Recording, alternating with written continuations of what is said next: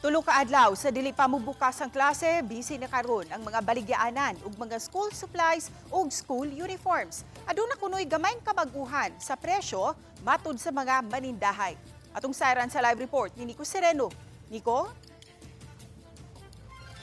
Yes, himalita na gyud pag-ayo kining mga school supplies magamit sa pag-eskwela, labi na mga uniform nga mga natahi ng daan, pipila ka adlaw sa di pa magsugod ang klase. Okay. Kani siya upaw, Oo. kani kapto, kabangkalan dos. Okay. Kani kanang kabangkalan uno, kani siya tingob. Oo.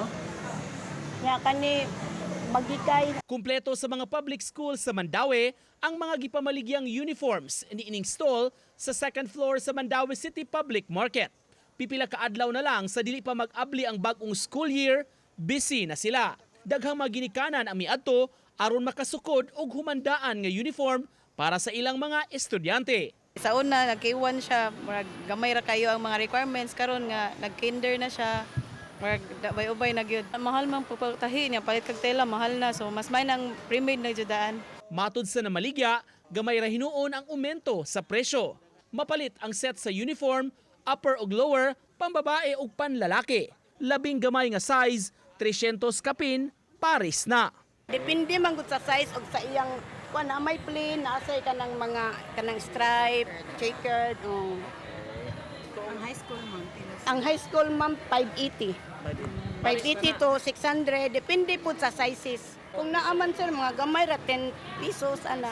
Samtang gawa sa mga uniforms, puliki sab karon ang mga tindahan ug lain-lain nga mga school supplies. Sama nining duol sa merkado, nga matag karon og unya ang sud sa mga tao. Duna kunoy gamayng pagmenos sa ilang presyo, sama sa mga notebooks, gikan sab sa ilang supplier. Alas raman sir mga kuan lang.